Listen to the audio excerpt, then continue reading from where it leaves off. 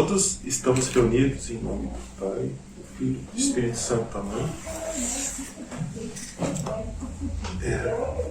Esta apresentação ela versará sobre um período histórico do torno do Renascimento para a modernidade. Nessa apresentação, o Renascimento e a cultura moderna, vamos pular um certo período da história que engloba, vamos dizer assim, a popularização e a documentação do período renascentista. Vamos pular para os séculos 17, onde já havia assim, ideias, por exemplo, os desdobramentos das ideias de René Descartes. E então a apresentação ela vai ser dividida primeiramente abordando o livro do professor Olavo de Carvalho, Visões de Descartes, onde a gente vai abordar como René Descartes ele foi uma figura enigmática. A filosofia dele, embora ele advogasse o uso da razão, essa filosofia, o método dessa filosofia, ele não é tão claro como o próprio René Descartes propõe à primeira vista. E também vamos tomar na parte do livro a parte de consciência e estranhamento, de forma muito breve, e também as conclusões e acréscimos. Na parte 2, a gente será abordado como os filósofos modernos, né? A partir da modernidade, como se sai do paradigma da escolástica, em que há uma verdade sustentada por uma lei natural que é acessível a todos os homens, e se passa a falar de uma verdade na qual o sujeito, né, ou aquele que realiza o ato de filosofar, ele se torna o portador da verdade e, de certa forma, ele é encarregado de comunicar essa verdade às outras pessoas que não têm acesso a isto.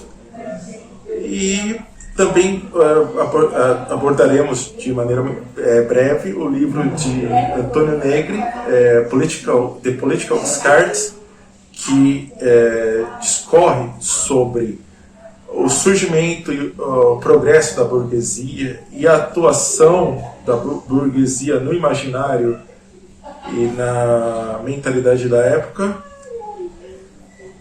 e a relação com a filosofia de Descartes. E, por último, abordaremos o livro The Waning of Renaissance, de John Rawls. No caso, os dois últimos, né?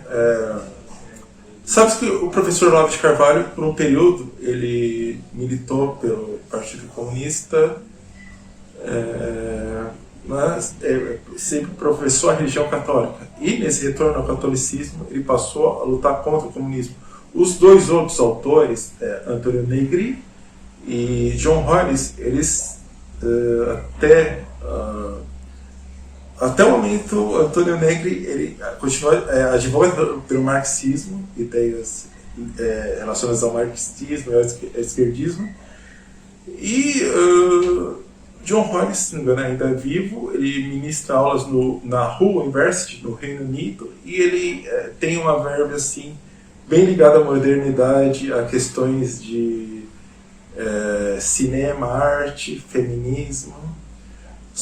Porém, o livro dele é bastante interessante quanto ao discorrimento do tema da modernidade. Então, aqui com as notas, em alguns momentos eu construí as notas para tentar reunir o material desses 3 livros para fornecer um panorama, coisa que um panorama não muito completo ou não muito compreensivo, que esse panorama forneça, através de dicas e abordagem de pontos importantes, como o Renascimento, no período de René Descartes, ele desembocou na modernidade. Bem, na parte 1, a gente tem o Enigma Descartes, E daí surgiu o interesse do filósofo Olavo de Carvalho sobre a obra de Descartes, no seguinte tocante: nas seguintes perguntas: qual o caminho que leva ao conhecimento certo, né, adequado à ordem do ser? Quais são as certezas fundamentais das quais todas as outras certezas dependem? E o critério de verdade e do erro. No desenvolvimento dessa abordagem do professor Olavo de Carvalho, ele procurou ver a obra de Descartes não apenas pelo conteúdo professado pelo filósofo, mas também sobre o significado e o conteúdo material, o conteúdo da vida pessoal do filósofo, inclusive da consciência individual de René Descartes, que influenciou a obra dele, as Meditações de René Descartes.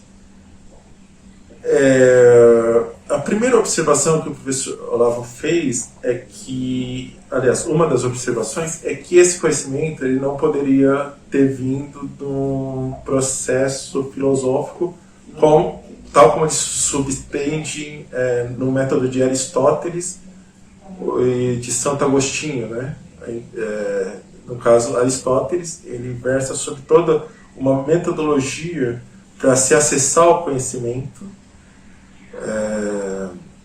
Essa metodologia, ela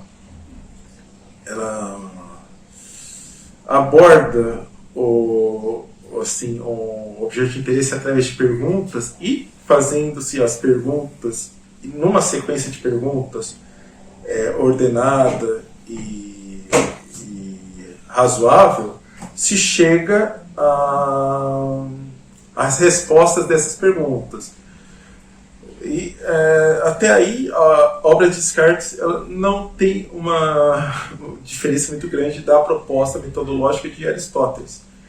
Porém, Descartes, muito diferentemente de Santo Agostinho ele é advogado pelo método da confissão, e que a pessoa ela tem que perscrutar a consciência e chegar à verdade sobre si mesma, que no primeiro momento ela nega, e também, além da verdade sobre si mesma, ela procura chegar a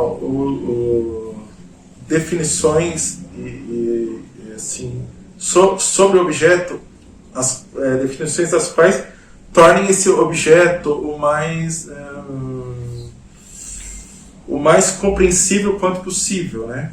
Então, basicamente, a pessoa ela pensa sobre a realidade, pensa sobre os itens da realidade dela, imagina onde que ela está inserida dentro da realidade, e a partir dessa visão de onde ela está inserida, qual o lugar dela no mundo, ela começa a adquirir condições de fazer uma confissão de maneira correta. Essa basicamente é a parte basilar do método da confissão de Santo Agostinho.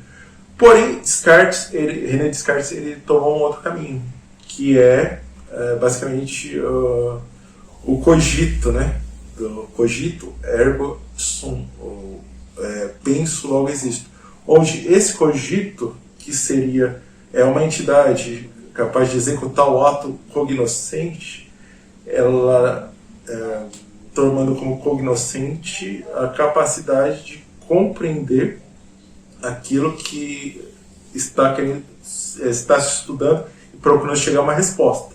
Então, Descartes, basicamente, na prática, ele discorda de Santo Agostinho e ele procura a verdade de uma maneira à parte, rejeitando a escolástica. Quando a gente considera Santo Agostinho, além de Santo Agostinho, há toda uma tradição escolástica que vai até Santo Tomás de Aquino. Então, quando Descartes ele rejeita a escolástica e advoga pelo método dele, ele entra num dilema existencial. Esse dilema existencial ele tem a seguinte base: como se pode elevar a consciência, a compreensão de algo, por exemplo, citando o método da dúvida de René Descartes, Como o René Descartes ele pode considerar a dúvida como um objeto em si mesma, quando, na realidade, se inquirindo sobre a dúvida, ela, segundo o professor Olavo de Carvalho, e de uma maneira bem sensata, o professor Olavo de Carvalho ele desdobra a dúvida entre a alternância entre a certeza, uma certeza e uma outra certeza, que é a negação da certeza anterior. E esse processo é dinâmico, onde se tem uma certeza, essa dúvida é na realidade a certeza sobre algo, que no momento seguinte passa a negação dessa certeza. Não há, assim, não é possível uma dúvida onde você tem uma meia certeza sobre algo, ou seja, não se afirma nem se nega algo, e, por outro lado, nem se afirma nem se nega a negação desse algo. O ato de afirmar e de negar, ele tem que ser concreto. Caso contrário, não é possível o desenrolar de qualquer método filosófico. Então, o professor Olavo de Carvalho já vê que aí é uma certa confusão demoníaca, onde o método ele não pode ser, conforme René Descartes ele aborda na própria obra dele das Meditações.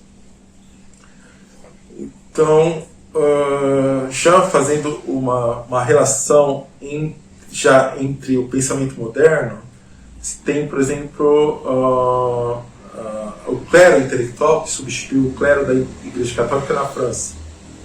A isso se sucedeu o morticínio, quer dizer, houve mortes de diversos sacerdotes, diversas freiras. Como se chega assim a um morticínio que em poucos meses ele matou muito mais do que, por exemplo, a Inquisição, ou até mesmo a Reforma, em alguns anos? Bem, daí que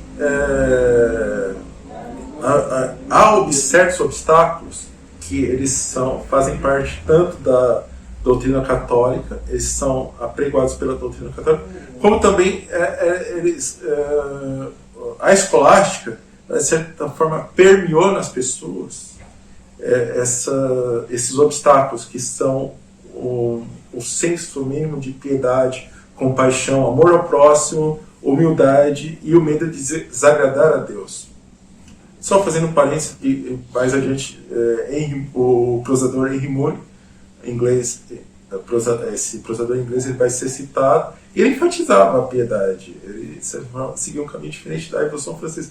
Mas como que se pode chegar assim a uma máquina de matar de uma época onde se valorizava o humanismo, as artes? Como se pode dar esse tipo de salto? Aí a gente tem que por exemplo, entre os personagens das obras de Dostoiévski, os loucos mais perigosos, eles não exteriorizavam a sua loucura em explosões emocionais, mas em discursos filosóficos e ideológicos. Quer dizer, se tem assim a gente vê o louco porque ele tem rompantes, né, de explosões emocionais rompantes de racionalidade, mas porém a loucura ela pode estar muito bem disfarçada dentro de um discurso filosófico ideológico. Ainda não dizendo que René Descartes ele seria um louco perigoso, mas há algo no método filosófico dele em que a pessoa ela sai assim, ela é obrigada a desaperceber a realidade como os seus sentidos a percebem. Ela tem, de certa forma, desligar os seus próprios sentidos. A partir desse desligamento dos sentidos, ela pode começar a fazer as perguntas de uma maneira que preze a racionalidade. A questão dessa racionalidade é que, assim, de fato, esse é um exercício mental. De forma não há como a gente suspender as sensações que chegam até nós, não há como suspender a nossa realidade na qual nós estamos inseridos. E isso é tão verdade que a abordagem de Antônio Negri, ele de fato vai demonstrar como a inserção de Descartes numa certa realidade como moldou a filosofia dele. Porém, o próprio René Descartes ele nega que ele esteja, que a filosofia dele esteja manchada pela própria inserção dele no mundo. Quer dizer, ele como se fosse num jogo onde que não é um simples truque. De fato, a dúvida existencial ela é real, onde assim se procura a verdade, se professa procurar Deus, chegar assim a um conhecimento verdadeiro, porém, por outro lado, se nega assim, todo o método escolástico que preza pela iluminação da consciência pela luz divina. Quer dizer, já aí uma flagrante contradição. E isso, lógico, foi se desenrolando até a realidade atual, né? Quando a gente vê as barbaridades do comunismo e do nazismo, de certa forma elas são, pode se dizer que são suspensões da realidade tal qual o ser humano ele percebe, e se entra num jogo mental e um jogo mental tal que a pessoa começa a duvidar e a questionar realidades óbvias, patentes e imediatas. Nesse questionamento de tudo, que aliás é uma das características da filosofia de Descartes, aqui assim, se entra num labirinto, né? Como Descartes, ele nas meditações saiu desse labirinto e chegou ao que ele professa ser um conhecimento intuitivo. Bem, o professor Olavo de Carvalho diz que simplesmente chega num ponto onde a dúvida é tão esmagadora, assim, que de fato o próprio René Descartes ele tem que sair desse método, ou seja, esse método filosófico dele, na verdade, é algo que ele próprio não leva muito a sério, mas nas duas primeiras meditações ele diz como se fosse algo inovador, né? Põe o leitor como se fosse algo inovador, porém, especialmente na quarta meditação, ele joga isso fora e volta ao velho e bom método de filosofar. Mas o que impregnou-se na consciência das pessoas no período da transição da Renascença para o Iluminismo e posteriormente para a modernidade é que esse método de Descartes de fato é válido em toda a linha, né? E isso se prova absurdo, porque fora do método apresentado por Descartes e complementado pela escolástica, não é possível chegar a uma verdade, especialmente uma verdade iluminada divinamente, né? Então, assim, a partir daí, a gente também tem a história, né? A história do próprio Descartes, que ele nasceu na França em 1996, morreu na Suécia. Quando ele nasceu na França, ele passou, na juventude, há vários detalhes da biografia dele que não estão esclarecidos, né? Ou ele morou um período na Holanda, apesar de ser um católico professo, o período que ele morou na Holanda, consta que ele juntou forças com os protestantes e ajudou a causa protestante na Holanda, que é de certa forma bem ligada à burguesia. Por outro lado, ele no ano seguinte foi num outro país da Europa, ou assim, num traslado de Descartes num outro país, ele passou a defender a causa católica. E não se sabe de fato se ele é um católico realmente, né? Como se historicamente se acredita que ele Descartes é católico, mas há detalhes da biografia que tornam isso um assunto duvidoso. Inclusive, assim, vai ser abordado na parte 2, né? Na parte de consciência e estranhamento, como, de certa forma, o envolvimento de Descartes com a religião. Esse envolvimento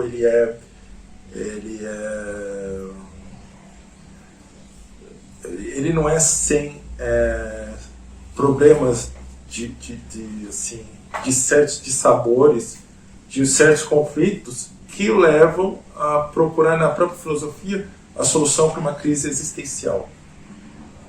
E assim, algo assim na parte 2 de consciência e treinamento, assim, para iniciar, a gente, para todos os filósofos modernos, o erro ele passa a parecer mais natural que o próprio conhecimento da verdade. Quer dizer, aquelas verdades que são imediatamente acessíveis, que não são basicamente axiomáticas, elas chegam a ser questionadas pelos próprios filósofos modernos, né? Existem até nas lógicas não convencionais, assim, no estudo de lógica não convencional, onde, no caso, se suspende, por exemplo, o terceiro excluído, e o terceiro excluído passa a valer, na verdade são truques, né? Truques matemáticos, lógico-matemáticos, que, no caso, eles são solucionados pelo próprio uso da lógica como se a conhece, né? Porém, esse truque, ele ocasiona uma certa... faz com que se circunde, né? Faz com que se faça um carrossel em torno de um eixo. Esse eixo seria o conhecimento axiomático, né? E quando se cansa do carrossel, assim, se volta-se aos axiomas, né? Aplica-se os axiomas da maneira convencional. E isso de fato emprega bastante, chama de modernidade, né? Assim, então, ao invés de um aprofundamento, de um esclarecimento, a gente tem que o filósofo, então, ele assume o papel de revelador pioneiro de verdades que todos ignoram. Quer dizer, isso cabe, assim, de uma maneira muito conveniente, né, na questão daquele revolucionário que porta assim, verdades que os outros desconhecem, e que essa verdade, que ela está encarnada em David Hume, encarnada de certa forma em Edmund Husserl, em Karl Marx, né, onde alguém que é o portador da verdade, ele vai trazer essa verdade, e as outras pessoas, inclusive aqueles que acreditam, né, aqueles que acreditam na doutrina católica, que possuem a fé católica, aqueles que procuram a luz do conhecimento, claro, seguro, na tradição na escolástica, de fato, isso nada disso é necessário para se conseguir a verdade. Basta que haja um portador da verdade que, por algum método,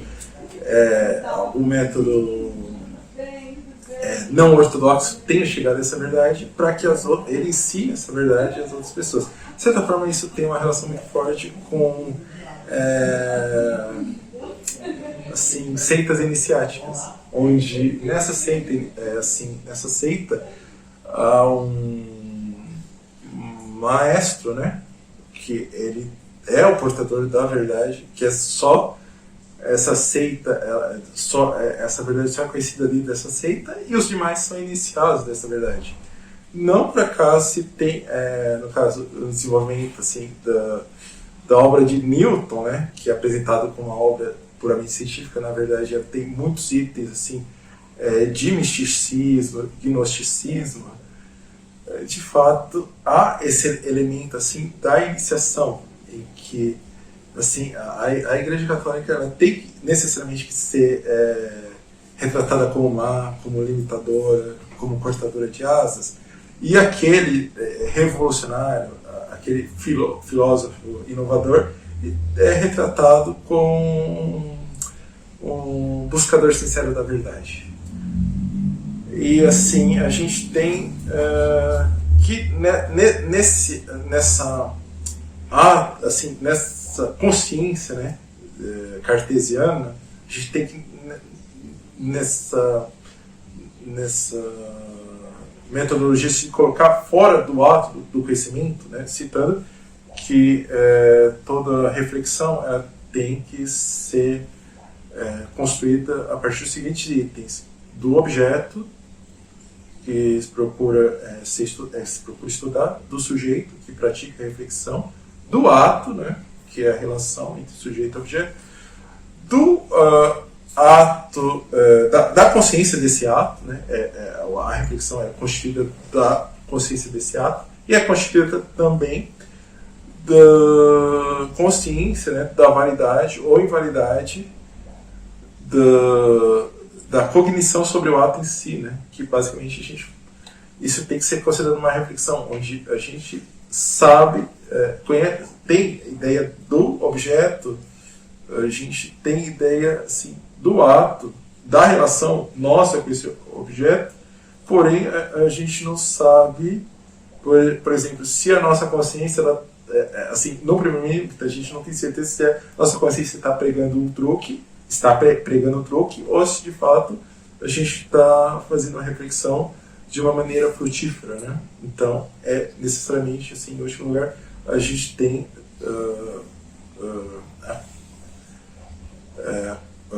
consciência da validade ou invalidade do ato cognoscente. Só que Descartes, ele de fato, nessa reflexão, ele se coloca acima, né, dessas premissas. Ele, através do cogito, né, ele se diz assim, de certa forma, num dualismo onde se tem a realidade de um lado desse dualismo, do outro lado há o acesso assim, à consciência que ela é capaz de exterior a toda a realidade material, realidade mecânica, realidade que, segundo a filosofia de Descartes, ela acaba assim, não inteiramente pela filosofia de Descartes, mas desenvolvimentos seguintes, como o de Husserl e Locke, eles vão acabar assim, dizendo que em toda a realidade, o Deus não atua nessa realidade. Quer dizer, os milagres, eles não só mais desconsideram esses milagres, como tiram do horizonte de estudos, né?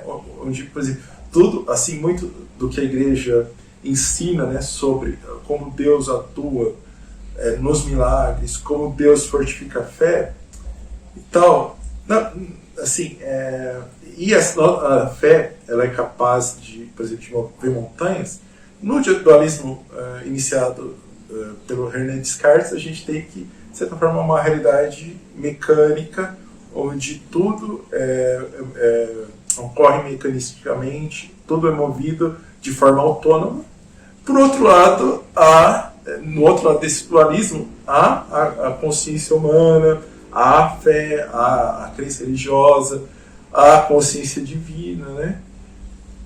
Quer dizer, o ser humano, a partir da filosofia de Descartes e seus desdobramentos, não vê mais, como na escolástica se via, a realidade como algo único, algo que pode ser abordado de forma multifacetada, havendo assim uma conexão entre a ciência, que a ciência, assim, a gente pode resumir ela como uma forma de se recortar a realidade para se analisar, e a ligação entre a ciência e a religião, quer dizer, o conhecimento das verdades da doutrina da Igreja Católica não está desligado da religião, mas depois, assim, dessa proposta de se colocar fora do autoconhecimento e desse dualismo cartesiano, a gente passa a considerar que as ciências, as matemáticas e os desenvolvimentos tecnológicos, eles estão de um lado, e Deus, a fé, a crença, né, a religião estão de outro lado. São coisas que não são mais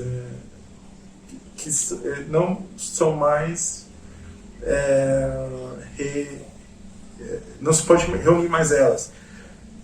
E a partir disso surge um dilema, né? Inclusive o livro de Antônio Negri aborda, né, essa questão do dualismo, que ela é um item obrigatório, assim, para que a burguesia, né, isso vai ser citado mais adiante, ela possa disseminar seu ideário e se formar a mentalidade burguesa, e por outro lado, não havendo condições da burguesia atuar politicamente, que a política ficasse em mãos dos reis, né? O que resultou disso foi o absolutismo monárquico, né? Havia a monarquia, já na Revolução do Renascimento, essa monarquia ela passa pela própria pressão, assim, pelo próprio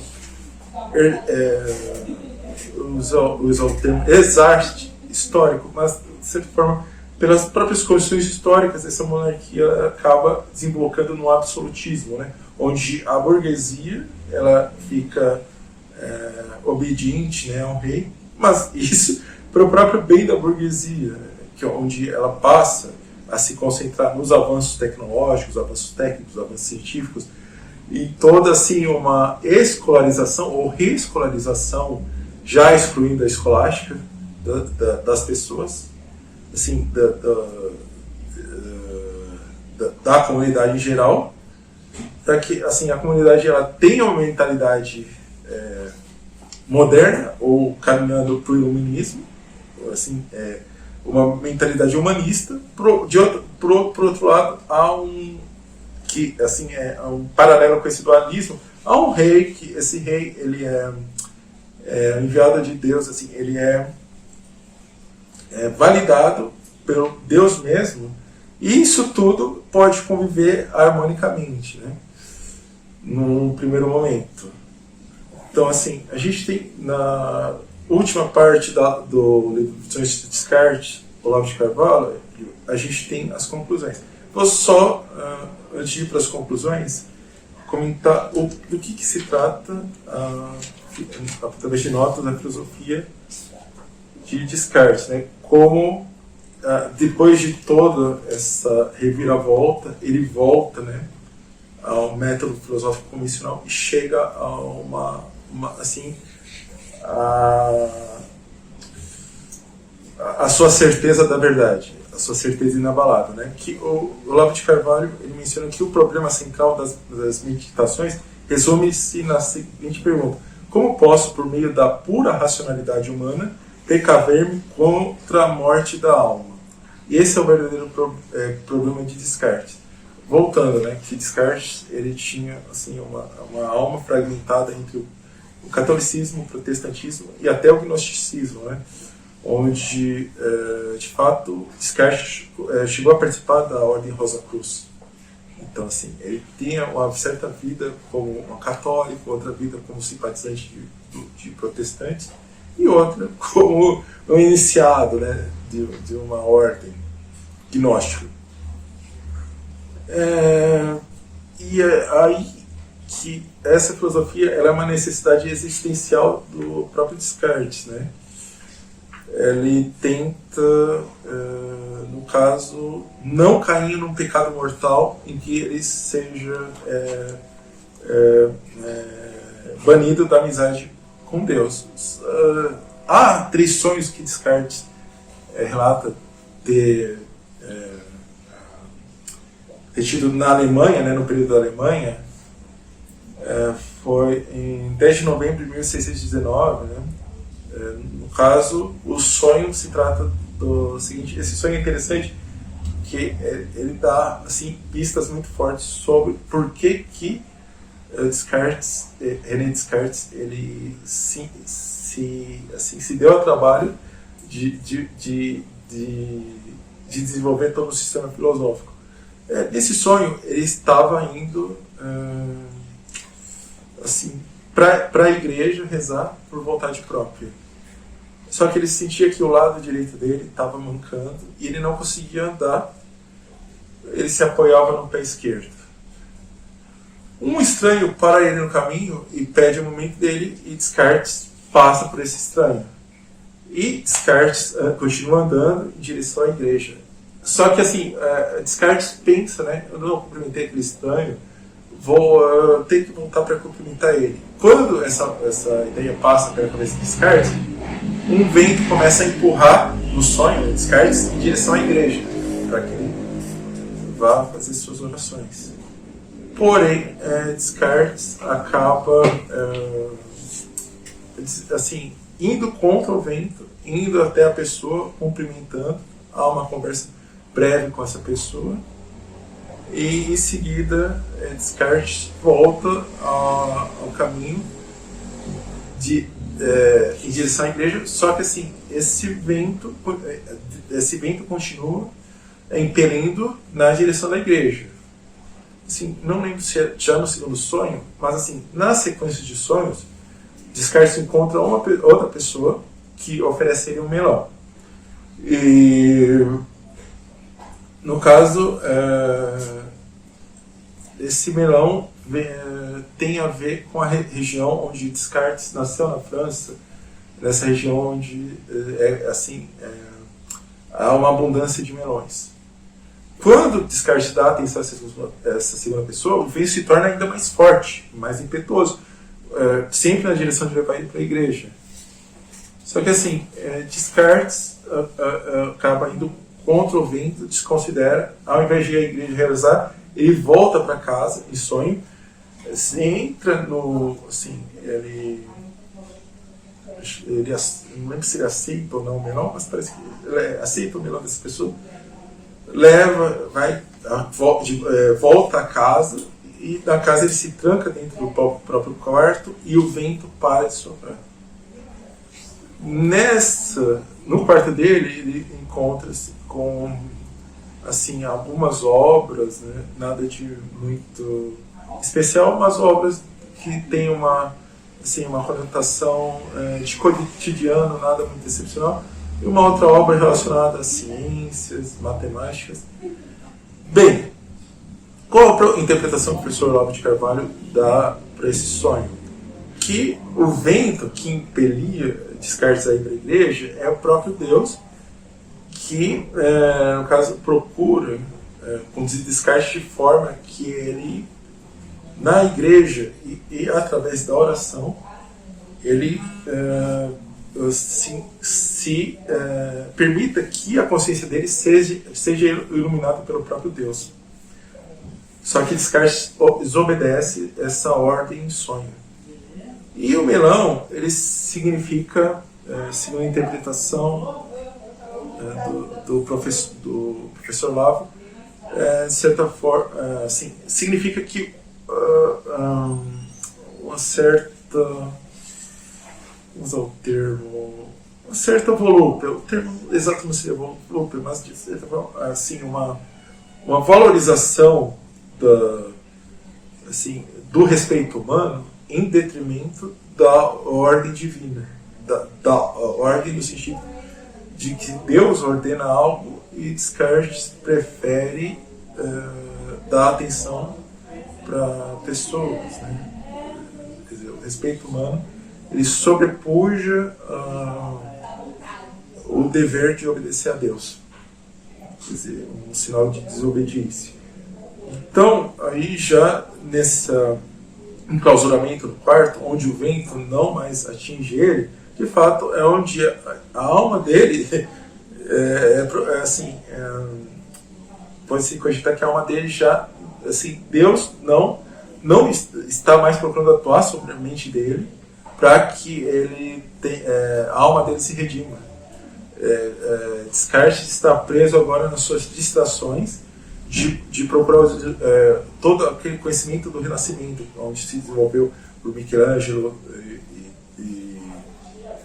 e Leonardo, as artes, as ciências, a matemática, a mecânica. Ele se imberbe naquilo e ele desprezando Deus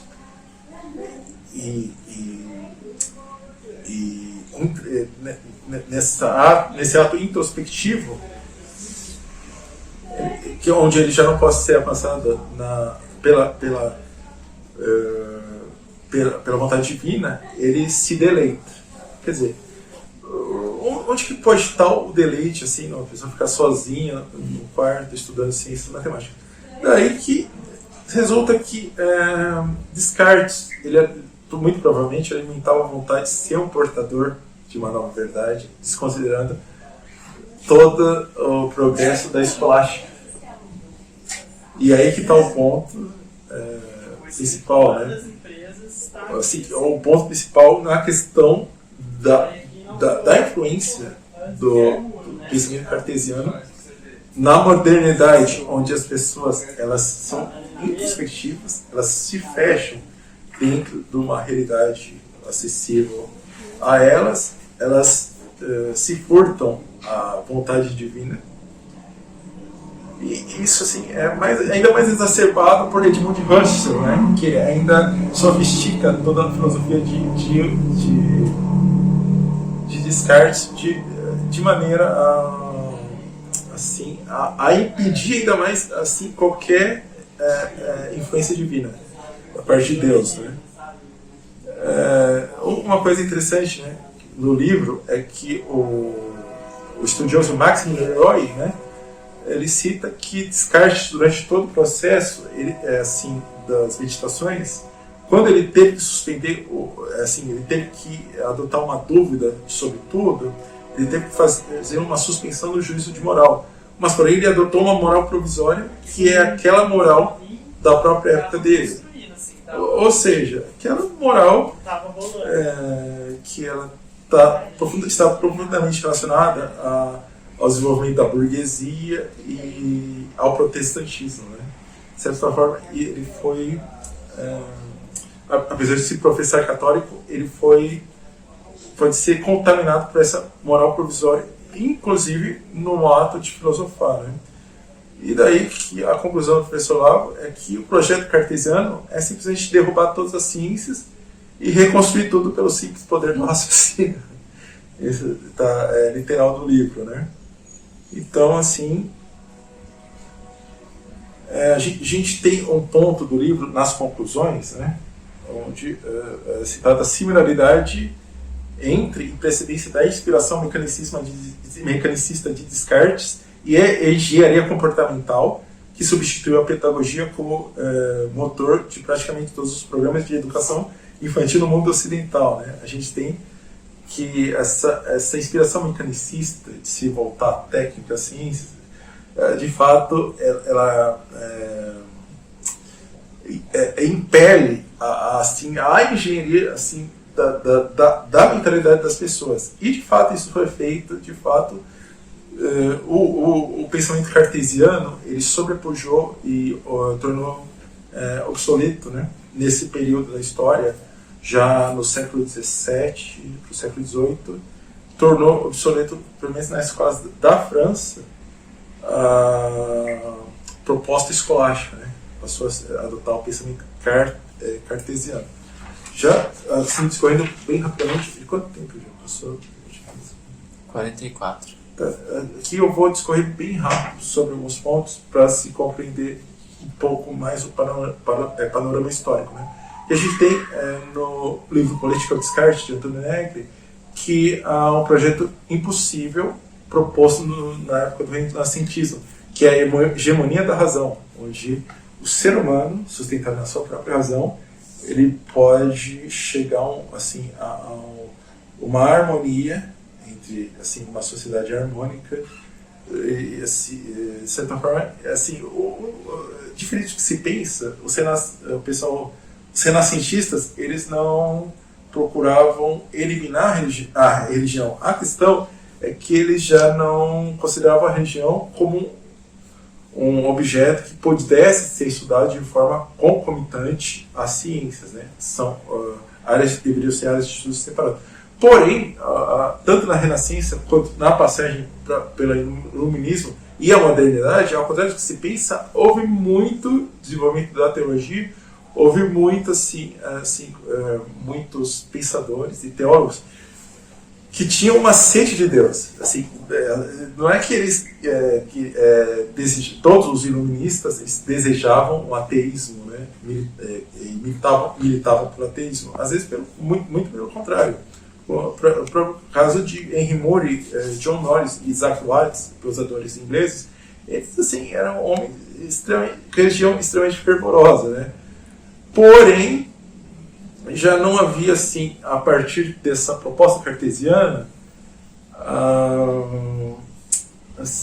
o intuito de se apoiar numa lei natural, onde há, não há esse dualismo, né, entre o mundo e Deus, para haver, para se desenrolar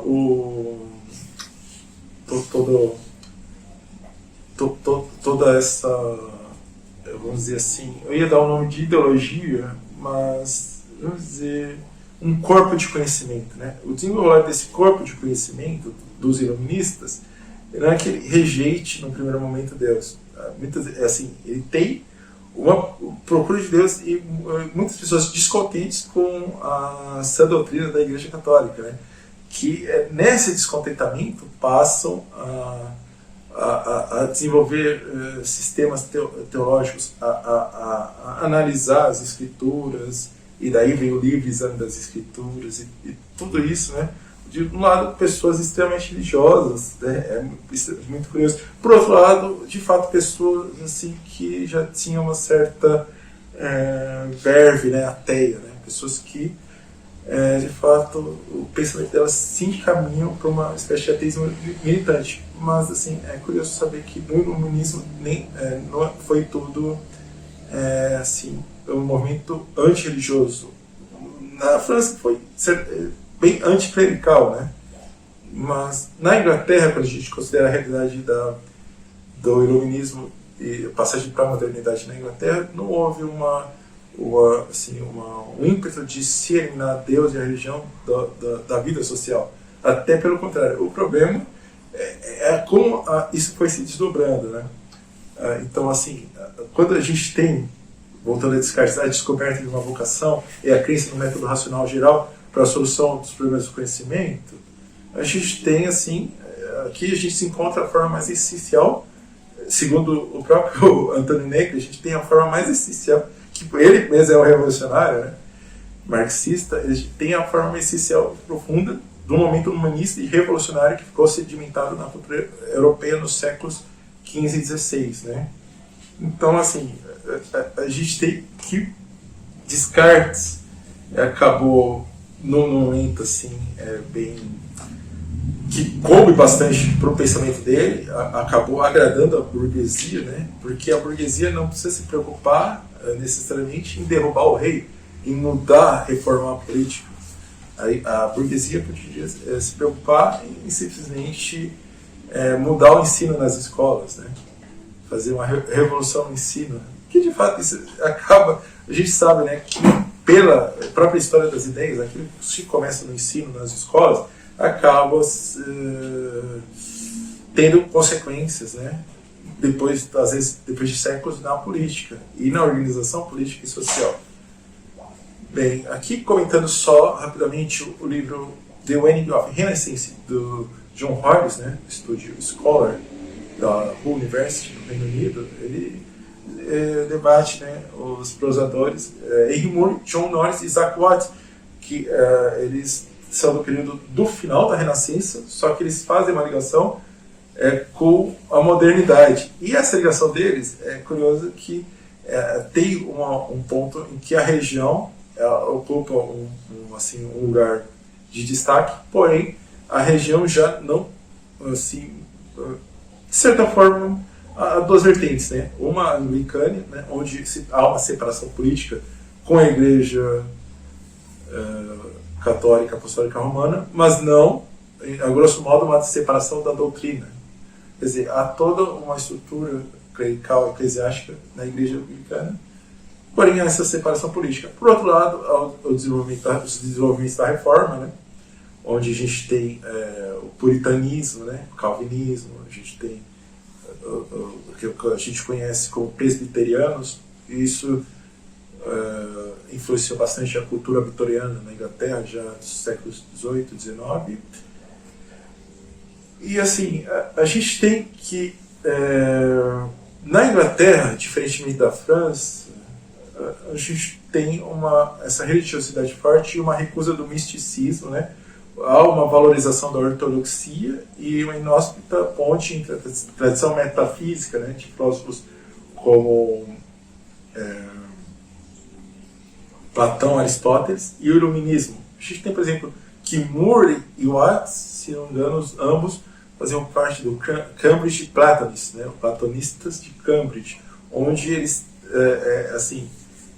eles estavam paramentados e equipados com toda a tradição metafísica e escolástica, porém eles já estavam partindo dessa tradição, ou debandando dessa tradição, para se encaixar no cenário do iluminismo e da modernidade, né? Leibniz, que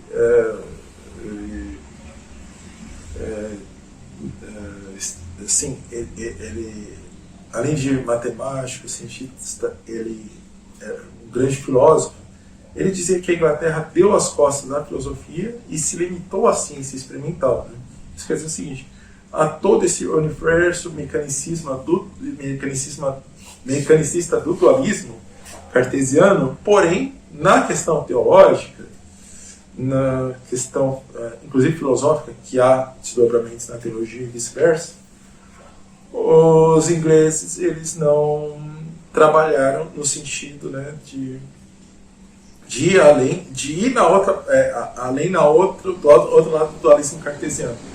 Aí a gente tem os trabalhos de prosa de Henry Moore, John Norris e Isaac Watts. Henry Moore, assim, ele tinha uma rejeição muito forte da religião que é erguida sobre mero dogma ou credo, né? E ele, na poesia, ele teve influência do poeta Spencer. Na poesia, Henry Moore não foi necessariamente original, porém ele procurava avançar os ideais da reforma. E assim, por outro lado, John Norris, ele nutria um aborrecimento por São Tomás de Aquino. Isso eu vou citar, tem trechos do livro, vou citar assim, literalmente. E assim, um trecho que ele dizia era: "If sometimes I happen to be in the road, sometimes in a way by myself, it is no wonder I affect neither the one nor the other, but righteous and aching." O que ele queria dizer é que assim, o caminho era o caminho que São Tomás seguia, onde ele seguia o caminho da tradição, porém John Norris queria, assim, num certo momento, sair da estrada, andar fora da estrada e depois voltar para a estrada. Quer dizer, queria ser heterodoxo, né? E assim, apesar disso, naquela época, inclusive se respeitava, o próprio John Norris respeitava mais a Virgem Maria que os protestantes de hoje. Apesar de toda essa heterodoxia, que tinha os socialistas de um lado, tinha aqueles que discordavam da igreja anglicana, não só da igreja anglicana, como do próprio presbiterianismo ortodoxo, né? Tinha aqueles discordantes e tinha os latitudinarianos, que basicamente essa latitude é no dogma. Eles sempre nunca estariam seguindo o dogma, sempre seriam heterodoxos de alguma maneira, né? Só que tinha esse caldeirão na Inglaterra e todo mundo vivendo. Uma vontade muito forte agora falando do Isaac Watts, que assim, o último desses prosadores, eles tinham um ensejo muito forte de unir, né? Um ensejo muito forte de unitarismo, né? De se unir essas diferentes denominações numa compreensão em comum de nosso Senhor Jesus Cristo. A questão é que, assim, apesar de Isaac Watts ser um prosador, um escritor de talento inquestionável, a tarefa que ele se propôs é de tornar a moral e o dogma cristão acessíveis a pessoas de qualquer denominação. Bem, a gente pode dizer que a doutrina da Santa Igreja Católica já se propõe a isso. Porém, Isaac Watts se propôs essa tarefa para que as diferentes denominações que já estavam fora da igreja tivessem uma certa unidade, né? E assim, a gente tem o seguinte problema, né? Que Descartes, ele desarmou os escolásticos, mas muniu os místicos, né? Foi um comentário do estudioso Fairchild, onde toda espécie de misticismo, ela começa a se espalhar. A igreja não tem como, a igreja católica, a Santa Igreja Católica não tem mais como proteger a Inglaterra de toda essa roubo místico, né? Dos místicos, do misticismo. Quer dizer, então se passa do racionalismo, proposto pelo renascentismo, para o sentimentalismo. Aí a gente entra no romantismo e a gente entra aqui, as denominações, ao invés de se unir, se torna muito denominações protestantes num número muito maior. Né? Pois aconteceu justamente o contrário do que o Watts pretendia. Só que assim, uma coisa interessante, Isaac Watts ele se rejubila com o desaparecimento do latim, porque ele dizia que é um símbolo da tirania eclesiástica. Isso está comentado no livro, né? Só citando rapidinho, quanto tempo, assim, já passou uma hora, né? Só 56. Tá. Algumas citações rápidas do Norris, né? Nos versos, some lesser sayings of the wise, the muse escaped in universities, but never yet till in this soul had they a council ecumenical. Aqui ele citando assim que sobre a Igreja Católica como nunca houve um concílio ecumênico, né? Assim, já divulgando pelo ecumenismo, de certa forma. E no segundo verso, now give him leave to turn apostate too, since from yourself depart, choose the reformatory content free from schism, true, say there's the romance. Nesse poema, ele diz o seguinte, alguns menores sínodos dos sábios, as musos, né, se mantêm na universidade, mas nunca nas almas deles eles tiveram um concílio ecumênico, né? Primeiro verso. No segundo já deixe-me demandar para me tornar apóstata também. Isso no verso Isaac Watts. Já que você de você mesmo você de você mesmo você abandona. Aqui é uma crítica que ele quer dizer que aquele que segue a sã doutrina da Santa Igreja Católica, ele não está sendo honesto com ele mesmo. É uma crítica, né? E assim os reformados, né, a pessoa da reforma, são libertados, ou content free, do cisma, apesar que eles desertam da Santa Sé Romana. E aqui o Locke, né, uma citação do Letter of Toleration, né? Locke é um puritano dissidente. This label was trampled over all the remnant of my prejudice on the side of bigotry and taught to allow all men the same freedom to choose their religion as I claim to choose my own. Blessed be God that this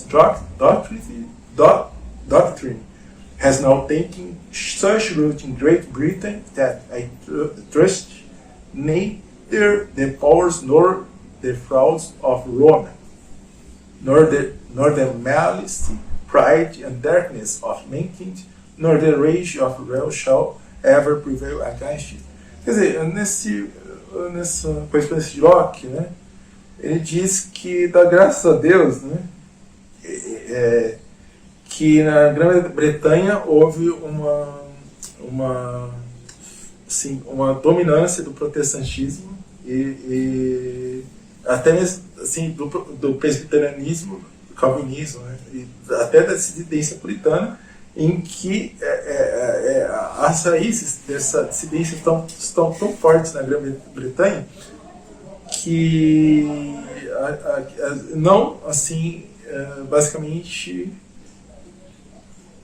assim, é tão bom isso porque ele não se fia nem nos poderes, nem das fraudes de Roma, e nem na malícia, orgulho e escuridão da humanidade, e nem na fúria do inferno.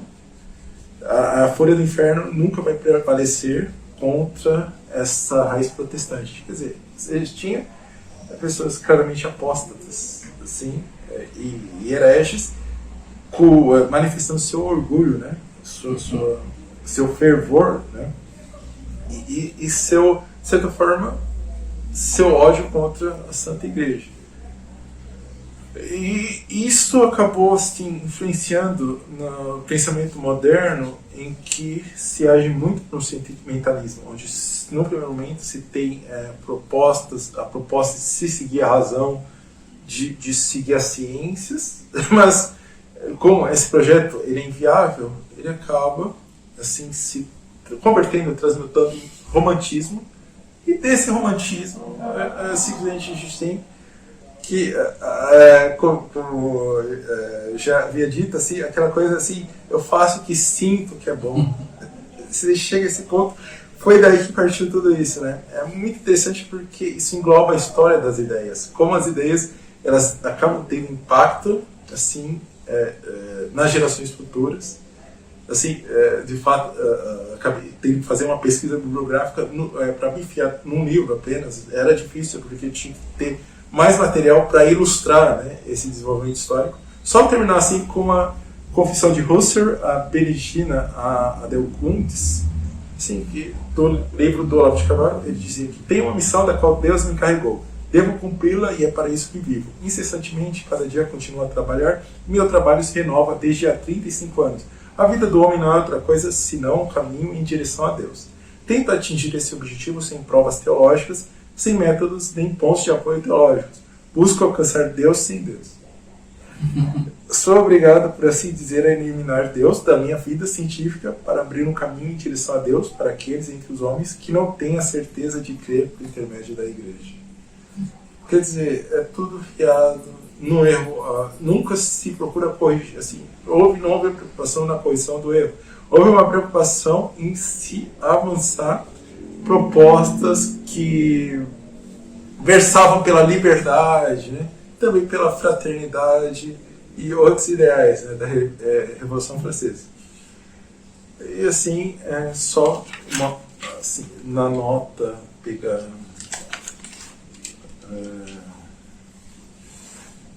assim, alguns pontos. Como é possível ser um pai espiritual com tanto livre pensar, né? Ou seja, quando a gente tem um pensador, a vida do pensador, ele pensa uma coisa, como no próprio caso do Isaac Watts, ele pensava uma coisa na juventude, quando adulto outra coisa, e quando envelheceu passou a ter uma outra ideário, uma outra maneira de pensar e desenvolveu seus métodos. Assim, o Isaac Watts não foi a mesma pessoa durante a vida dele, assim como outras, assim, que rejeitaram a tradição. A questão é, como se pode ser um pai espiritual se você é inconstante, você não se fia na tradição, você despreza a tradição? Quer dizer, um padre que ele esteja fiado no ideário moderno, ele não vai conseguir exercer o papel de um pai espiritual. Assim, e outra coisa, né, da publicação dessas obras, ao meu ver, elas ferem a virtude da caridade. Porque uma coisa é você raciocinar, você ter os seus pensamentos, desenvolver o seu próprio sistema filosófico. Outra coisa é você publicar a obra. A questão é essa falta de caridade em publicar algo que causa dissensões, que pode causar incompreensões e tantos cismas, né? Bem, só isso eu não deixei nada interessante de lado. Espero que tenha ficado minimamente claro, mas foi assim por partes, né? Descoladas, tentar montar um panorama, dar um sabor, pelo menos um sabor do que foi a época da transição da Renascença para o período moderno e da influência desse período nossas próprias deficiências de pensamento, né? Mas eu termino assim dizendo que a graça não pode agir sobre a casa que ainda não foi construída, né? A gente deve se preocupar em construir a casa. Quando essa casa está bem construída, a gente se preocupa com a graça divina. Isso não quer dizer que a gente não, como esses filósofos fizeram, que a gente abandone a vontade divina, que a gente despreze a vontade divina. Por outro lado, a gente age conforme a vontade de Deus, porém, a vontade de Deus é que no primeiro momento a gente construa essa casa. E assim, para se construir essa casa, é necessário zelar pela tradição. Caso contrário, essa casa não será construída e a graça não agirá sobre nós.